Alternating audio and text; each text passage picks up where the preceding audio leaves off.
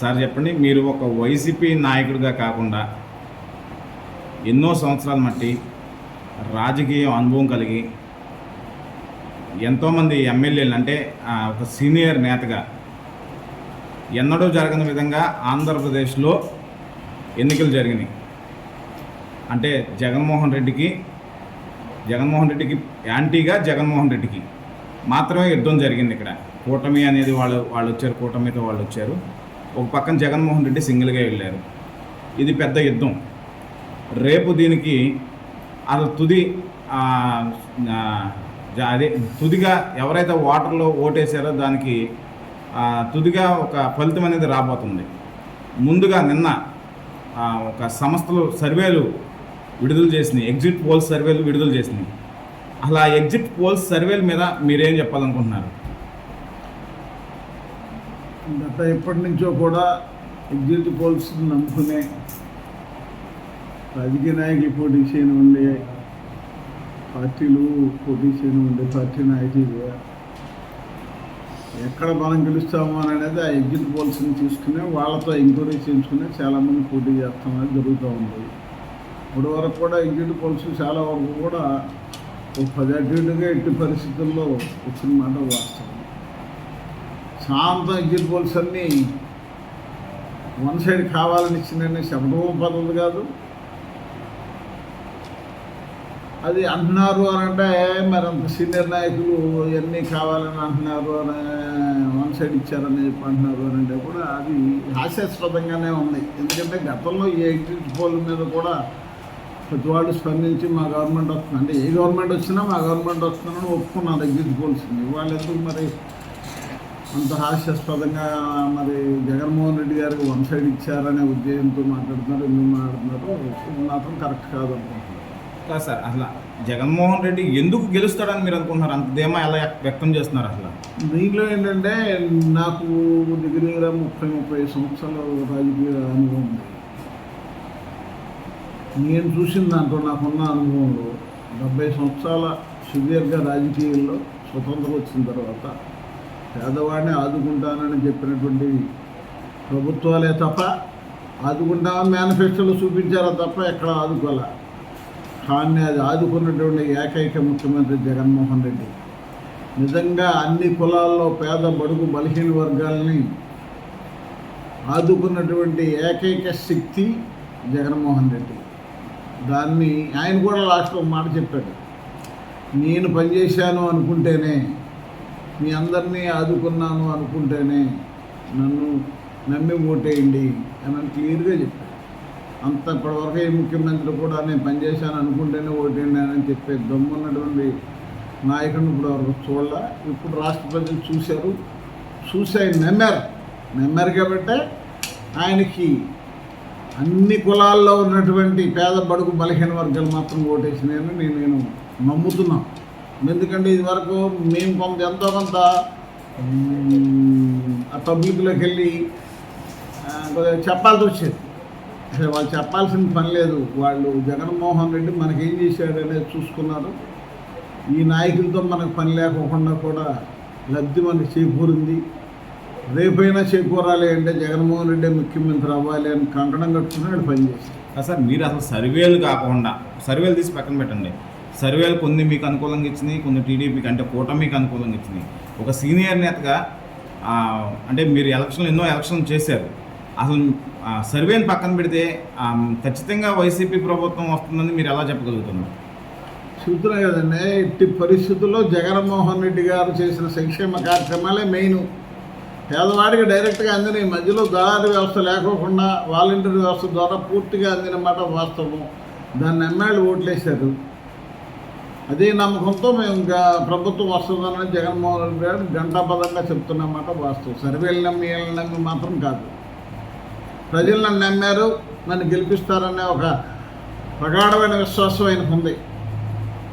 అంటే కూటమి విజయం సాధించబోతుంది. సీనియర్ మోస్ట్ అంటే చంద్రబాబు నాయుడు గారు మళ్ళీ సీఎం అవుతున్నారు. కూటమికే ప్రజలు పట్టం కట్టారని కూడా వినికిడి వినిపిస్తుంది. సహజం. ఎన్ని డబ్బాల్లో ఉన్నాయి, మేము గెలుస్తామన్న వాళ్ళు అంటారు, మేము గెలుస్తామని మేము అంటాము. కానీ దీంట్లో ఉన్నదేనంటే నాకున్నట్టే అనుభవంలో పేద బడుగు బలహీన వర్గాలు మాత్రం జగన్మోహన్ రెడ్డికి ఓటేశారనేది నేను నమ్ముతున్నా. ఎందుకంటే ఈ అన్మానేషన్లో చాలామందికి ఇళ్ల స్థలాలు ఇచ్చాము. ఇళ్ల స్థలం తీసుకున్న వాళ్ళు ఇప్పుడు కొత్తగా తీసుకున్న వాళ్ళు పాత అంటే గతంలో ఇళ్ల స్థలాలు ఇచ్చిన వాళ్ళు కూడాను, సార్ జగన్మోహన్ రెడ్డి గారు రాకపోతే మేము పేదలను మళ్ళీ రోడ్డు మీద పడాల్సిన పరిస్థితి వద్దని మా దగ్గరే చాలాసార్లు మాట్లాడిన రోజులండి. ఆయన మీద నమ్మకంతో ఓటేశారా తప్ప మా మీద అంటే మా నాయకుల మీద నమ్మకం కాదు, జగన్మోహన్ రెడ్డి గారి మీద నమ్మకంతో ఈ రాష్ట్రంలో జగన్మోహన్ రెడ్డి గారు ముఖ్యమంత్రి అయితేనే పేద బడుగు బలహీన వర్గాలకి న్యాయం జరిగింది అనే దాన్ని విశ్వసించారు, వాళ్ళు నమ్మారు, ఆయన నమ్మి ఓటేశారు. గన్నవరం పరిస్థితికి వద్దాం. గన్నవరంలో వల్లభనేని వంశీమోహన్ మీద యార్లగడ్డ వెంకటరావు 10,000 ఓట్ల మెజార్టీతో గెలుస్తున్నారని టీడీపీ వర్గాలకు సంబంధించిన వారు చెప్పుకుంటున్నారు. ఒక పక్కన మీరేమో గన్నవరంలో ఎమ్మెల్యే వల్లభనేని వంశీమోహన్ హ్యాట్రిక్ విజయం సాధిస్తారని మీరు చెప్పుకుంటున్నారు. అసలు ఎలా చెప్పగలుగుతున్నారు గన్నవరంలో వల్లభనేని వంశీమోహన్ విజయం సాధిస్తారని? మీకు దీనికి చిన్న తార్కాణం ఏంటంటే వల్లభనేని వంశీమోహన్ గారు ఈ పార్టీలోకి రాకముందు యార్లగడ్డ వెంకటరావు ప్రాతినిధ్యం వహించారు 6 మాసాలు సంవత్సరం.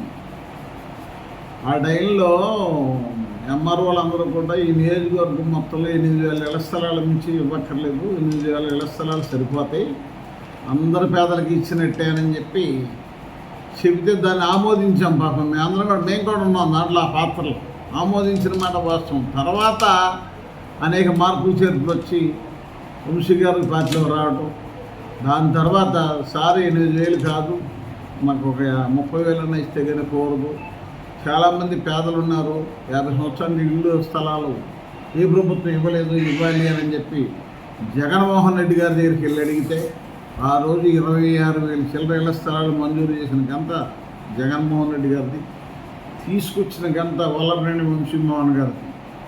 అంటే 8,000 ఎక్కడ, 26,000 ఎక్కడ? 26,000 ఇళ్ల స్థలాలు ఎన్ని కోట్ల రూపాయలు పెట్టి పొలాలు కొని ఉంటారు. అంటే అలా చెయ్యగలడు, చేస్తాడు, ఓ మాట అంటే నిలబెట్టుకుంటాడనే నమ్మకం వల్లభనేని వంశీమోహన్ గారి మీద ఉన్నమాట వాస్తవం. 26,000 చిల్లర ఇళ్ల స్థలాలు కూడా ఆయన పంపిణీ చేసిన మాట వాస్తవం. ఆ ప్రజలే పట్టం కడతారు ఆయన. అంటే రేపు లెక్కింపులో ఎమ్మెల్యే వల్లభనేని వంశీమోహన్ విజయం సాధిస్తారని విశ్వసిస్తున్నారు. ఆయన కంపల్సరీ గెలుస్తాడని అనేది ఎందుకు చెప్తాను, మీ ఇవాళ రాజకీయాలుగా మేము 30 ఏళ్ళు చాలామంది ఎమ్మెల్యేలు చూసాం.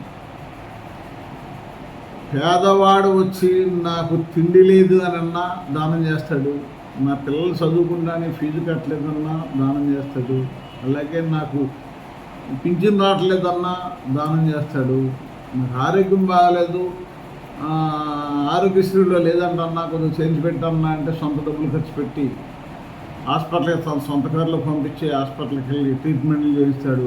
ఇవాళ ఏ ఎమ్మెల్యే చేస్తాడు? ఏ ఎమ్మెల్యే కూడా చేయలేని పరిస్థితి.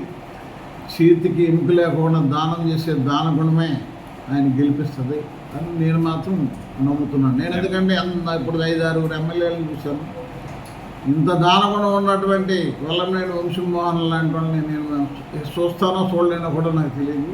కంపల్సరీ ఆయన గెలిచి తీరుతాడో, ఆపడం ఎవరి వల్ల కాదు. ఎమ్మెల్యే వల్లభనేని వంశీమోహన్ ఓడించడం కోసం బస్సుల్లో, ట్రైనుల్లో, అమెరికా నుంచి, ఆస్ట్రేలియా నుంచి సొంత ఖర్చులు పెట్టుకొని ఎన్ఆర్ఐలు సైతం వచ్చారు, ఓట్లు వేసి వెళ్ళారు అని స్పష్టంగా అయితే టీడీపీ నేతలు దాన్ని ప్రచారం చేస్తున్నారు.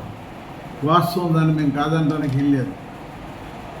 వంశీ గారు వాడగొట్టడం కోసమే కోట్ల రూపాయలు ఖర్చు పెట్టుకుని మీరు వస్తే పేద బడుగు బలహీన వర్గాలు కూడా మేము కూడా వంశీ గారికి వేయాలి, జగన్మోహన్ రెడ్డిని ముఖ్యమంత్రిని చేయాలనే ఉద్దేశంతో బస్సుల్లో వచ్చి ఓటేసి వాళ్ళకు ఉన్నటువంటి సామర్థ్యాన్ని నిరూపించుకున్నారండి. అది కూడా చాలామంది చూసుంటారు, ఎన్ని బస్సుల్లో ఎంతమంది, ఎన్ని వేల మంది, ఎన్ని లక్షల మంది వచ్చారని ఈ రాష్ట్రంలో.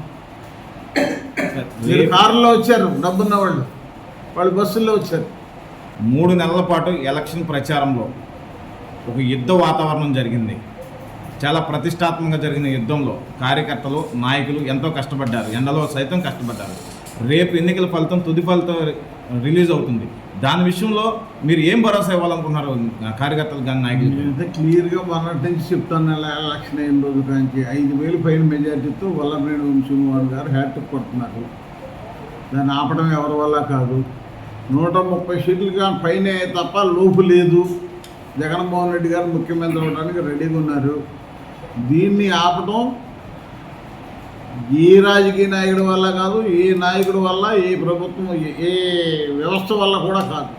వీళ్ళిద్దరూ ఈయన ఎమ్మెల్యేగా, ఆయన ముఖ్యమంత్రిగా ప్రమాణ స్వీకారం చేయడానికి రెడీగా ఉన్నారు. కార్యకర్తగా మీరు ఇచ్చే భరోసా కార్యకర్తలకి, ఎమ్మెల్యే గెలిపే భరోసా. తర్వాత కార్యకర్తలకి మీ వైసీపీ పార్టీ ఆఫీస్ నుంచి ఈరోజు కష్టపడే కార్యకర్త అంటే ఈరోజు వరకు జగన్మోహన్ రెడ్డి దగ్గర ఎలాంటి కార్యకర్త ఈరోజు వరకు కార్యకర్తల్ని పెంచిన దాఖలాలు కనిపించట్లేదు ఇంకా ఈ ఎన్నికల్లో. అయితే లోకల్గా ఉన్న ఎమ్మెల్యే అభ్యర్థి మాత్రమే కార్యకర్తలను తయారు చేసుకుని కార్యకర్తల ద్వారా ప్రయాణం చేసిన సందర్భాలు. ఇప్పుడు మీరు గెలిచిన తర్వాత మీ పరంగా ఎమ్మెల్యే పరంగా కార్యకర్తలు మీరేం భరోసా ఇస్తారు? కార్యకర్తలుగా అనేక పదవులు ఇచ్చి వాళ్ళకి ఇచ్చే ఉచితం ఇస్తే వాళ్ళని గౌరవిస్తాం.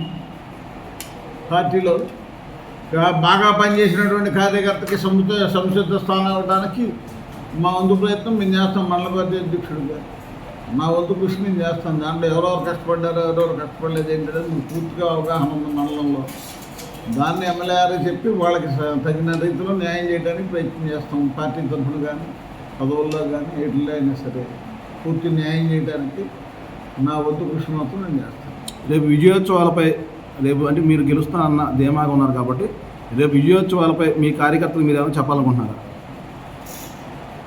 చెప్పాలనుకుంటున్నానంటే 6-7 తారీఖుల వరకు పోలీసు వారు కొద్దిగా రెచ్చగొట్టే విధానాలు వద్దంటున్నారు కాబట్టి ఏదైనా కేకులు కట్ చేసుకుని సామరస్యంగా ఉండి రేపు జగన్మోహన్ రెడ్డి గారు ప్రమాణం చేసి స్వీకారం చేసే రోజుకి మీ ఆనందాన్ని పూర్తిగా వ్యక్తపరచమని మాత్రం నా విజ్ఞప్తి.